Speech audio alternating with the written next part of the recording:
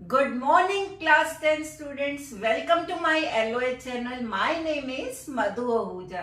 सबसे पहले मैं अपने पुराने स्टूडेंट्स को कॉन्ग्रेचुलेट करना चाहूंगी जो अभी बोर्ड एग्जाम में अपीयर हो रहे हैं. और जैसा कि मैंने 10 कदम सीरीज करी थी, उसमें जो आपको इम्पोर्टेंट क्वेश्चन आंसर्स बताए थे, आपके बोर्ड में, सीबीएसई बोर्ड में 90% से ज्यादा वही क्वेश्चंस आए हैं. आई होप आपका एग्जाम बहुत अच्छे से गया होगा chemistry part. And welcome to my new students also. और मैं चाहती हूँ you also watch all my videos so that आपके लिए हेल्पफुल हो. Okay, today I am going to start with chapter 1, chemical reaction and equations, and of course this is part 1. Okay, let's start with chemical reactions and equation. First of all, you should know the meaning of the topic. Your topic is chemical reactions and equation. तो पहले तो आपको पता होना चाहिए बेटे chemical reactions क्या होती है. chemical reaction क्या है? chemical reaction is whenever a chemical change takes place, it is called as chemical reaction. जब भी कोई केमिकल चेंज होगा उसको हम क्या बोलते हैं? Chemical reaction. अब आप क्लास 9th में physical change and chemical change पढ़ चुके हो बेटा. I have written physical change क्या होता है? जब केमिकली कोई नया इंटरनली कोई चेंज नहीं होता और कोई new compound is not form. But in chemical change chemical reaction होके केमिकली इंटरनली उसमें चेंज आता है और न्यू कंपाउंड इज फॉर्म. ये आप ऑलरेडी क्लास 9th में बेटा कर चुके हो. तो यहाँ पे हम कर रहे हैं chemical change without a change in composition and no change in chemical nature of substance. जब केमिकल नेचर ऑफ सब्सटेंस में कोई चेंज नहीं होगा, then that change is called physical change. And chemical change is change with the change in composition and change in chemical nature of substance is called chemical change. Okay, now all of you know physical change is reversible except in few examples. Okay, not in few examples. And second is chemical change is irreversible. वो तो दोबारा नहीं वापस आ सकता until and unless कोई chemical reaction ना कराई जाए. ओके, ये तो हो गया about physical change and chemical change. अब इसी को हम अच्छे से पढ़ते हैं by giving different examples. Okay, here बेटा first example is an iron nail is left exposed to humid atmosphere. अब मुझे ये बताइए, जब आयरन नेल ऐसे खुला छोड़ देते हैं, कोई भी आयरन की चीज, वो किस में चेंज हो जाती है? That changes into rust. And what is the formula of rust? Rust is Fe2O3 dot X molecules water are attached with this. Okay, right? So this is totally new compound. इसकी chemical nature change हो गई है. So this is किस तरह का change है? This is chemical change. Okay, next example is milk is left at room temperature during summer. आप एक बार समर में दूध अगर आपने मिल्क बाहर छोड़ दिया तो क्या होगा? दैट विल स्पॉइल और sour. Okay, so in that case it is, और वो क्या वो वापस मिल्क में कन्वर्ट हो सकता है? No. So this is also chemical change. क्या रस्ट वापस आयरन में चेंज हो सकता है? No. This is also not reversible. Okay, and this is also not reversible. Okay, grapes get fermented. जब ग्रेप्स फर्मेंट हो जाते हैं तो किस में? Wine et cetera, it changes into that. Okay, तो इन दैट केस क्या वो वाइन वापस ग्रेप में कन्वर्ट हो सकती है? No. So this is also chemical change. Okay, food is cooked. Next is food is cooked. एक बार फूड अगर पका लिया गया, क्या उसको वापस रॉ में चेंज कर सकते हैं? No. So this is also chemical change. Okay, food gets digested in our body. Whatever food we eat, that will convert into, किसमें convert हो जाता है? ग्लूकोज में। That will convert into glucose. तो there is a chemical change. So chemical nature change हुई है यहाँ पे. So this is also chemical change. क्योंकि इनकी nature, chemical nature change हुई है. Okay. Next is we respire. What is respiration actually? Respiration क्या है बेटा? We breathe in oxygen and we breathe out carbon dioxide. पर क्या सिर्फ यही respiration है? ये ऑक्सीजन कैसे और कार्बन डाइऑक्साइड कैसे बना? तो respiration की अगर मैं इक्वेशन लिखूं, you know whatever food changes into glucose, ठीक है, जो फूड ग्लूकोज में चेंज हुआ है, हम कहते हैं ना खाना हम क्यों खाते हैं? For getting energy. अब वो एनर्जी कैसे आती है? Through respiration. You know this, both are interrelated. Okay, तो वो कैसे? देखो, रेस्पिरेशन में ग्लूकोज जो है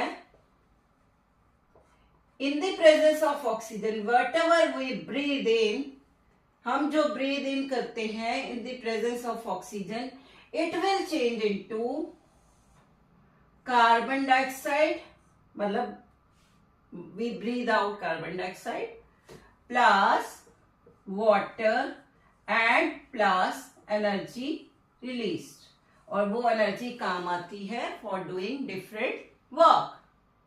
so this is equation of respiration. तो naturally this is chemical change. अब ये क्या हुआ? Chemical change. Chemical change. हमने तो इसकी इक्वेशन भी लिख दी, तो ये तो केमिकल चेंज ही है ना. Okay, next is cutting of tree. अब पेड़ को काट दिया अगर आपने, यहां कुछ बच्चों को कंफ्यूजन होती है, because I will tell you why. Because अभी देखिए, पहले कटिंग ऑफ ट्री, ट्री को जो हमने काटा है यहाँ पे बेटा, वो क्या वैसा का वैसा नहीं है जैसे लगा हुआ था ट्री? उसमें वुड भी वैसी है, लीव्स भी वैसी हैं. ये बात हो रहा है कि हम लिविंग थिंग कहते हैं, वो डाई हो जाएगा, मर जाएगा, बट उसकी सारी चीजें वैसी की वैसी रहेंगी, ठीक है. But it is not reversible. इसको वापस हम प्लांट नहीं कर सकते. तो यहाँ पे कुछ बच्चों को इसमें कंफ्यूजन होती है, whether this is physical change और chemical change. Of course this is physical change, क्योंकि हमने उसको काटा है, हम केमिकली कुछ चेंज नहीं किया, केमिकल नेचर उसकी चेंज नहीं हुई है, ठीक है. Okay, but this is not reversible. Okay, this is irreversible. एक बार ट्री को काट दिया, उसको दोबारा हम नहीं प्लांट कर सकते. Okay, next is melting of butter in a pan. Butter जो है उसको आपने मेल्ट कर दिया, रहेगा तो बटर ही, उसमें कोई चेंज नहीं आया. So this is also physical change. आप चाहें तो इसका स्क्रीनशॉट ले सकते हैं बेटा. Next is boiling of water to form stream. ठीक है, boiling of water to steam में change, not stream, it is steam. Steam में बदल रही है, यानी वाटर वेपर्स में चल. वाटर तो रहेगा तो वाटर ही ना. वाटर पहले लिक्विड स्टेट में था, अब गैसियस स्टेट में हो गया. So this is also physical change. Okay, next है dissolving common salt in water. अरे भाई, पानी में नमक घोल दिया, कॉमन सॉल्ट इज नमक. नमक घोल दिया, पर वो रहेगा तो नमक ही. क्या वो किसी चीज में चेंज हो गया? दोनों में, वाटर और कॉमन सॉल्ट में कोई रिएक्शन तो नहीं हुई, कोई नया कंपाउंड तो नहीं बना ना. वाटर भी वही है और उसमें नमक भी वही है. So this is also physical change. Okay, next cutting of fruits to make salad और cutting of vegetables to make salad. Fruits vegetables को काट दिया, रहेंगे तो फ्रूट्स वेजिटेबल्स ही। Okay, so this is also physical change. अब कुछ बच्चे बोलते हैं मैम उसको वापस साबुत तो नहीं कर सकते। अरे रहेंगे तो आप, ठीक है, रिवर्सिबल आप कंप्लीटली नहीं कह सकते, पर रहेंगे तो वो fruit vegetable he. Okay, next is burning of paper. अब बर्निंग ऑफ पेपर, पेपर को आपने जला दिया, वो किस में चेंज हो गया? ऐश में चेंज हो गया। अब वो burning of paper completely ash में चेंज हो गया। Ash is totally new substance now, so this is chemical change.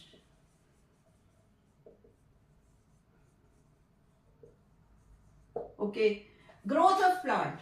जब प्लांट में ग्रोथ होती है तो डिफरेंट केमिकल रिएक्शंस होती हैं, उसके बाद उसमें ग्रोथ होती है, डिफरेंट हार्मोन सिक्रीट होते हैं। So here this growth of plant is chemical change.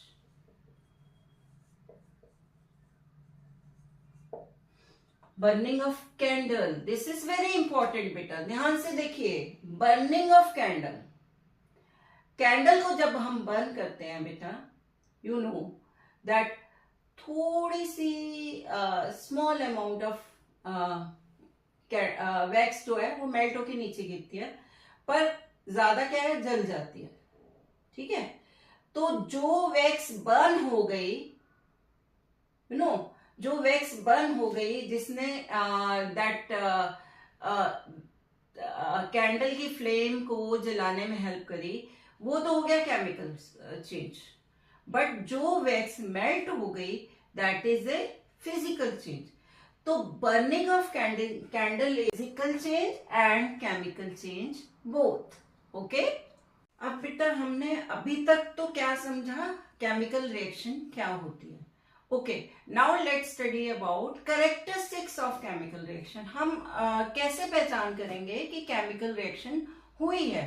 Okay, इसके लिए हम वी आर यहाँ पे एनसीईआरटी में आपको कुछ एग्जाम्पल्स दिए हुए हैं, हम उन्हीं एग्जाम्पल्स को डिस्कस करते हैं। आपकी एक्टिविटी 1.1 है, I am showing here page also, you can see NCERT का 1 पेज ही है जिसमें दिया हुआ है यहाँ पे, तो आप देख सकते हैं।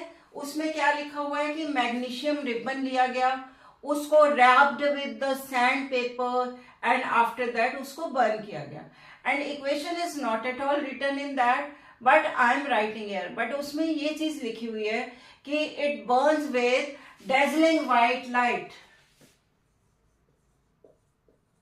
Okay, and क्या बनता है, a form white color ash, white ash is form। ठीक है, ये सब लिखा हुआ है आपके एनसीईआरटी में, आप देख सकते हैं पेज नंबर 1 एंड 2 पे ये लिखा हुआ है, डेजलिंग व्हाइट लाइट से बर्न करता है एंड व्हाइट ऐश बनता है। टॉप मोस्ट लाइन आप, I am showing here on the screen also. तो आप इतना दिया हुआ है, अब आपसे कैसे पूछा जा सकता है, it is a metal X burns with dazzling white light and leaving white ash behind it. Okay, identify X and write equation involve. ठीक है, I am writing, I will write here, मैं लिख दूंगी आपको ये क्वेश्चन। ठीक है, तो आपको आइडेंटिफाई करना है ये कौन सा मेटल है। तो मेटल इज मैग्नीशियम, तो याद रखिए मैग्नीशियम रिबन आपने लैब में देखा होगा, मैं यहाँ छोटी सी वीडियो में आपको दिखा भी देती हूँ, नॉट वीडियो, फोटो में, कि किस तरह का होता है मैग्नीशियम रिबन। तो आप देख लीजिए, इसको जब हम बर्न करते हैं तो it burn with dazzling white light and white colour का ऐश होता है। ओके, जलने के बाद। ओके, तो इसकी इक्वेशन क्या है, मैग्नीशियम जब ऑक्सीजन के साथ बर्न करता है, it changes into magnesium oxide which is white colour ash, white colour का ऐश है। राख जो बनती है इसकी व्हाइट कलर की बनती है। ठीक है, अब इसके बाद आ जाइए पेज नंबर 2 पे, आपकी एक्टिविटी 1.2 दी हुई है, उसमें भी आपकी इक्वेशन नहीं लिखी हुई, उसमें क्या दिया हुआ है, लेड नाइट्रेट पोटेशियम आयोडाइड से रिएक्शन करेगा तो लेड आयोडाइड बनेगा एंड पोटेशियम नाइट्रेट बनेगा। ओके, तो यहाँ पे ऑलवेज रिमेंबर, जब बनेगा, ये भी नहीं दिया होगा आपके एनसीईआरटी में कि येलो कलर की प्रेसिपिटेट बनेगा। आई हैव रिटन इक्वेशन, ठीक है। नेक्स्ट पार्ट में सबसे पहले हम फॉर्मूला बनाने सीखेंगे जो कि आप क्लास 9th में कर चुके हो, ठीक है। अगर आपको फॉर्मूला बनाने आएंगे तभी तो आप इक्वेशन बना पाओगे, ठीक है। तो जैसे यहाँ आपकी एनसीईआरटी में लिखा हुआ है कि लेड नाइट्रेट पोटेशियम आयोडाइड के साथ रिएक्शन करती है, उसके बाद क्या बना रही है, potassium lead iodide and potassium nitrate. तो ये सब फॉर्मूला आपको लिखने आने चाहिए जो कि आप क्लास 9 में सीख चुके हो। नेक्स्ट पार्ट में एक बार हम दोबारा इसकी प्रैक्टिस करेंगे before starting chemical equation. Okay, तो यहाँ पे आई हैव रिटन इक्वेशन, और यहाँ इंपॉर्टेंट थिंग क्या है, ये लेड आयोडाइड जो है येलो कलर की प्रेसिपिटेट बनता है। ओके, नाउ एक्टिविटी 1.3 दी हुई है आपकी एनसीईआरटी में कि हाइड्रोक्लोरिक एसिड या सल्फ्यूरिक एसिड लिखा हुआ है आपकी एनसीईआरटी में, उसमें जिंक डाला जाता है, ठीक है। और आपको देखना है क्या इसका टेम्परेचर बढ़ेगा या नहीं बढ़ेगा। बिल्कुल बढ़ेगा, बिकॉज ये जब दोनों रिएक्ट करेंगे तो this will change into zinc chloride and along with this hydrogen gas. जब भी हाइड्रोजन गैस निकलेगी टेम्परेचर जो बढ़ेगा, ये हॉट हो जाएगा, ठीक है। ये हमेशा याद रखिए, हाइड्रोजन गैस टेम्परेचर को बढ़ाता है, राइट।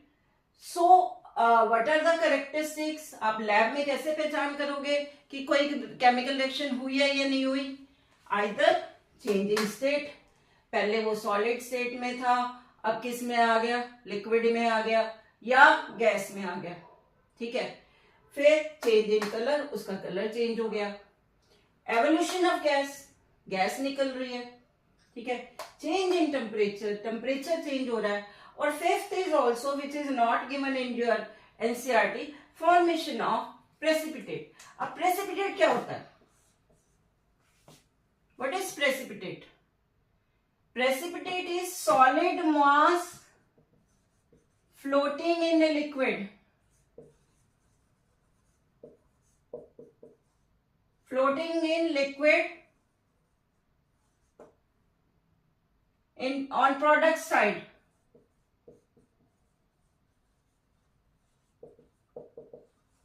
ठीक है, solid mass floating in liquid, just like जैसे आप दूध फट जाता है तो जब आप दूध में सिरका या नींबू डालते हो पनीर बनाने के लिए, तो that milk is changes into green colour liquid water and उसमें सॉलिड मास वाइट कलर का पनीर जो था वो फ्लोट करता है, तो that kind of appearance is called precipitate. तो अब हम ऊपर के रिएक्शंस में देखेंगे कि कौन से कैरेक्टरिस्टिक ये फॉलो कर रहा है। देखिए, फर्स्ट में this is solid, this is gas and this is also solid. अब यहाँ पे change in colour, so first वाला चेंज इन कलर जो है यहाँ पे सेकंड वाला कैरेक्टरिस्टिक यहाँ फॉलो हो रहा है, चेंज इन कलर। ओके, अब देखते हैं lead nitrate plus potassium iodide will change into lead iodide and potassium nitrate, yellow colour का प्रेसिपिटेट बन रहा है, ठीक है। सो दिस कैरेक्टरिस्टिक 5 इज यहाँ पे फॉलो हो रहा है, ठीक है। Next is zinc, this is solid, this is liquid, ठीक है। Zinc chloride is again liquid और हाइड्रोजन इज गैस, एंड यहाँ पे change in temperature and evolution of gas, दोनों कौन से कैरेक्टरिस्टिक फॉलो हो रहे हैं, 3 and 4 दोनों ही फॉलो हो रहे हैं, ठीक है। अब आ जाते हैं, अभी मैंने आपको बोला एक्टिविटी 1.1 में आपके एनसीईआरटी में लिखा हुआ है कि मैग्नीशियम रिबन जो है उसको पहले रब किया जाता है बाय सैंड पेपर, फिर उसको बर्न किया जाता है, यू कैन सी हियर, मैंने यहाँ पे एक्टिविटी एनसीईआरटी की दिखाई हुई है जिसमें लिखा हुआ है, ये अंडरलाइन किया हुआ है मैंने, ठीक है। अब यहाँ पे ऐसा क्यों किया जाता है, देखो, why should magnesium ribbon rubbed with sand paper before burning. देखो, आपको ये पता होना चाहिए मैग्नीशियम इज हाईली रिएक्टिव, ठीक है। ये एटमॉस्फेरिक ऑक्सीजन के साथ रिएक्शन करके मैग्नीशियम ऑक्साइड में चेंज हो जाता है। तो आउटर मोस्ट कवरिंग मैग्नीशियम के ऊपर मैग्नीशियम ऑक्साइड की हो जाती है। तो प्योर मैग्नीशियम लेने के लिए, means when you want to burn magnesium, तो वो प्योर होना चाहिए, तो उसको रब किया जाता है so that upper most layer of magnesium oxide remove हो जाए, ठीक है। तो same here I have written, magnesium is highly reactive metal. Its surface is tarnished due to the formation of thin layer of magnesium oxide with atmospheric oxygen. ठीक है, ये मैं आपको समझा चुकी हूँ। Hence, to remove the uppermost layer of magnesium oxide, magnesium ribbon rubbed with sandpaper before burning. ठीक है।